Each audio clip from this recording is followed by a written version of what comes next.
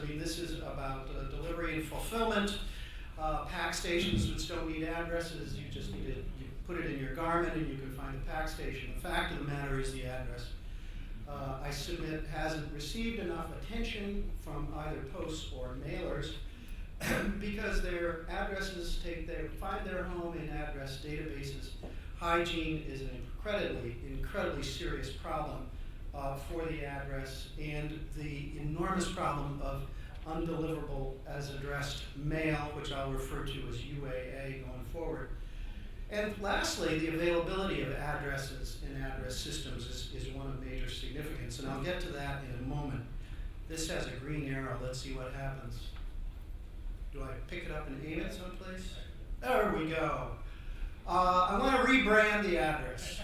Picking up on yesterday, thinking about the address. The address is different than you really believe. The first one is my postal code, and that is my home. That number will bring you to my home if you are a postal official. The second one is my mobile phone number, and you can track me around the world with that number if you wish. I can't imagine why you would want to engage in such stupid behavior, but nevertheless you could do it. And the last is the IP address of a new website called globaladdress.org, which you can use to find information about addressing going forward. So for current purposes, we're going to rebrand the address and talk about our agenda very quickly. Why should the address be top of the agenda? Well, e-substitution is one reason. Do I aim this someplace? I aim it that direction. I haven't gone hunting in a long time. Here we go, e-substitution. Letters, catalogs, magazines are all suffering from this problem. We've seen that over the last few days, depriving customers and posts of physical communication, sometimes ill-advisedly. For example, a recent study in the US on membership marketing for associations found that organizations with 5,000 or more members overwhelmingly find that direct mail promotions for recruiting members is the most effective way of recruiting new members to membership. The best answer to the substitution promoters is the return on investment argument, and undeliverable as addressed mail reduces ROI, or return on investment. Environmental concerns. We heard about the carbon footprint of a letter versus a hamburger. There is much myth and emotion around this, and we're all familiar with those problems. Undeliverable as addressed mail contributes to that problem. I visited a major postal facility, an exchange office. They power the exchange office with electricity generated by burning UAA. Finally, globalization. That includes concern for human rights, and I'll speak about that just briefly. Despite the recession, despite 30% pay rises for labor in China, the process of globalization is continuing. In economies, our global interdependence, the spread of jobs worldwide out of the industrialized world, think call centers in India, all of this makes communication in all media more common, and the address is more important. At the end of the day, all of these reasons point to one thing, and that is ROI and profitability. To preserve mail and to save postal systems, the address has to be taken into account. So let's consider first briefly what the address is. Now, we heard from our colleague from India that they have a new project of producing a postal address proof card in India. And why do they do that? Because without a proof of who you are and where you live, you cannot open a bank account. You cannot open a mobile phone account. There are many things you cannot do. In Mozambique, you may not register your children for school unless you have an address. They cannot even get birth certificates unless you have an address. And if you don't have a birth certificate in Mozambique, you do not exist, et cetera, et cetera, et cetera. Addresses are critical for purposes of citizenship. And for fraud identification, I'm sure most of you are aware of the purposes for which an address can be used. When I buy gasoline at the pump near my home and put my credit card in the pump, it prompts me for my postal code because they want to make sure that the person who holds this card hasn't stolen it, and that's a good check. because most of us carry our postal codes around in our head. So it's a critical business tool. Let me show you here. This is how business uses addresses. It's an identifier, of course. This I've taken from a presentation at the Global Addressing Summit, which was held in April 23 at Bern under the auspices of the Consultative Committee at the UPU. This is from a company called Priority Pass. Many of you might have their the membership pass to airline lounges around the world. They mail about something between 20 and 30 million pieces a year worldwide. And here they have rented in a list from another company, and they're using the address to deduplicate the list. The last thing they want to do is bring in a duplicate of a customer that they already have. This is important, by the way. If you're making a mailing of 1 million pieces, and you've just imported duplicates of 2%, let's say, 2% are going to be duplicate mailings, and each one costs at least $2.50, you're going to waste $25,000. The ROI is reduced. And so you have to do this sort of thing. If the address is not correct, you can't do it efficiently. Address systems are key national economic powerful utilities, really. They are used in communication, transportation infrastructure, like the water or electric system, or this is Tokyo's subway system. They're all network systems, and addresses are both locations on the network, and they are directions and instructions to postal systems on how to get to a node, to a terminal point. Without those infrastructures, without those networks, there is chaos, and address systems are critical components of national and international communication and trade. With e-commerce and globalization, we're seeing a deluge of parcels, as we've heard over the last 2 days.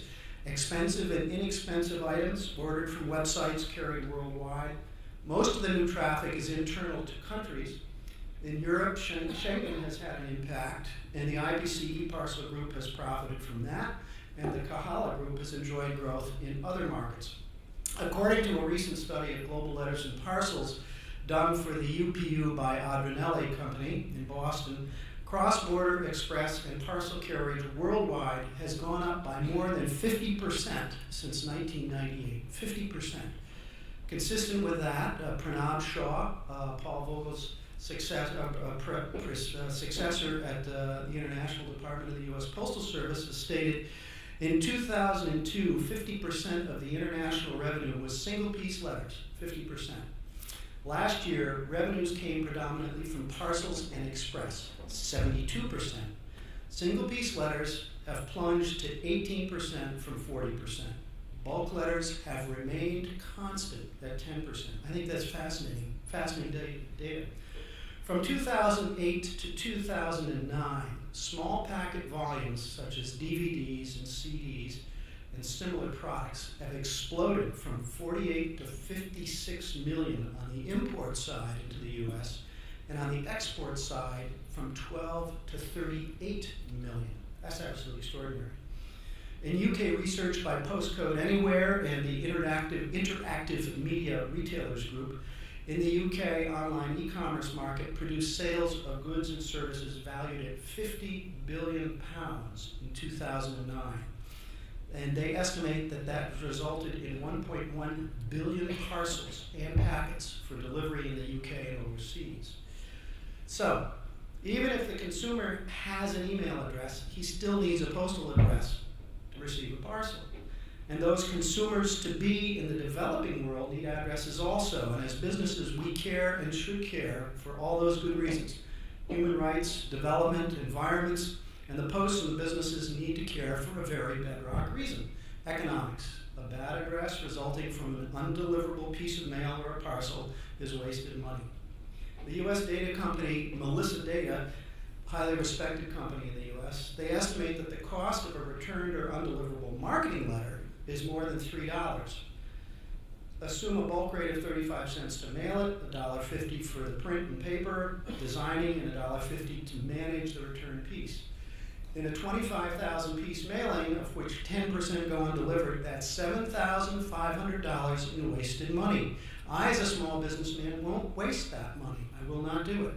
And then there's the lost sale and the consumer outreach to a current customer that I've attempted to undertake and not succeeded at. 10% is not unlikely in the US because our population is kind of random. They move a lot. 15% of the American population moves every year. That's a degradation in my database of 1.25% per year. And with B2B in addresses, it's even worse because people change jobs, they change offices, etc. What about magazines? Speaking at the Global Addressing Summit, a colleague of David's from yesterday who spoke, Marco Provazzi from the International Magazine Service, which provides direct entry magazines and newspaper services for publishers in Europe. They estimated that 5% of all magazines are returned, 5%, and in some countries 20% from those countries who don't have robust accessible databases. So if I'm a consumer, why do I subscribe to a magazine? I'm going to read it on that iPad that Steve Smith was showing some of us earlier today. Easier, quicker, cheaper, and it won't go missing. You've got to make it easy to convince the consumers not to go get that iPad. In the parcel business, it's even more expensive. At the Global Addressing Summit, Intermec estimated that the cost of misdirection and redelivery of a parcel costs £3.40. In the UK, Postcode Anywhere estimates the cost of missing postcodes on mail and parcels cost mailers £150 million a year, and the cost of an incorrect address to a merchant who has to receive back that parcel, readdress it, redeliver it, is about €25. That's an incredible amount of wasted money. This was recently confirmed by IMRG's Valuing Home Delivery Review study. They also spoke at the Global Addressing Summit. They estimated the loss to the UK business for international parcel misdelivery was £150 million a year. So the internet doesn't make the postal address irrelevant, and in fact, globalization makes it worse. Because untold hundreds of millions of consumers and citizens don't have addresses. This shows the results of a survey by the Universal Postal Union's Direct Mail Advisory Board in 2007. So some of these numbers have changed a bit, but not a lot. Out of 213 countries, only 63 have delivery point databases, 63. 40 have address verification and correction capability, 56 have change of address systems, and 53 will redirect mail. Data expert Graham Rind of the Netherlands calculates that some 5% of the world population lives in countries without address systems, or 350 million people, which is slightly under the population of the European community. In my own view, to have an identifiable, usable address for governmental and economic purposes, you need a delivery point database and a systematized address allocation system that permits storage of addresses in a computerized database that's accessible to business. Only 63 countries have such systems. Only 63 countries with a population of 3.3 billion people. That's half, it's under half of the world's population. In short, half of the world's population live pretty much without a residential address. They are not effectively reachable by businesses for marketing purposes. They're not effectively reachable by businesses through the posts for marketing and parcel delivery services. So what's going on? As we have an agenda, there is an agenda. I chair the consultative committee, and we held a global addressing summit at the end of April. You can find all the presentations, some of which I refer to, on that website there. This is my newsletter. There is, coincident with this conference, an important project within Europe called Eurodin, which is bringing all the gazetteer-like information, including postal addressing, the people who manage these things, into discussions to try to reach standards, reach agreement on deployment and the like. The UPU is engaged with that group. The United Nations has accepted as a global UN project something promoted by the Universal Postal Union, addressing the world in address for everyone. They will have 3 global conferences of increasing levels of sophistication as they go through this problem. Interestingly, the International Telecommunications Union was the first UN agency to come forward to the UPU and said, we must participate. And why is that? Because the mobile phone number is, in many countries, becoming an identifier and a locator, and they view the postal address as being related to the mobile phone address, which, of course, it definitely is. Finally, I have established and attempting to establish this association called the Global Address Data Association with the support of a number of people from the postal industry, and I'm grateful for that support and the advice that's ongoing. We've just got our first page of the website up at globaladdress.org. I showed you the IP address before, which I'm sure you all managed to memorize as you saw it.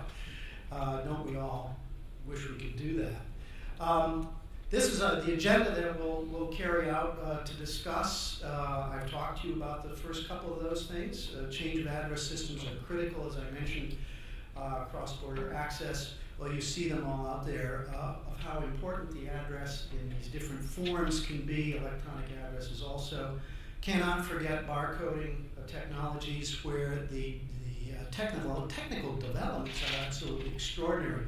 The things that are going on there, that area, and of course latitude, longitude, and its role. I think the new system of addressing in Saudi Arabia is a fascinating development and very instructive to all of us.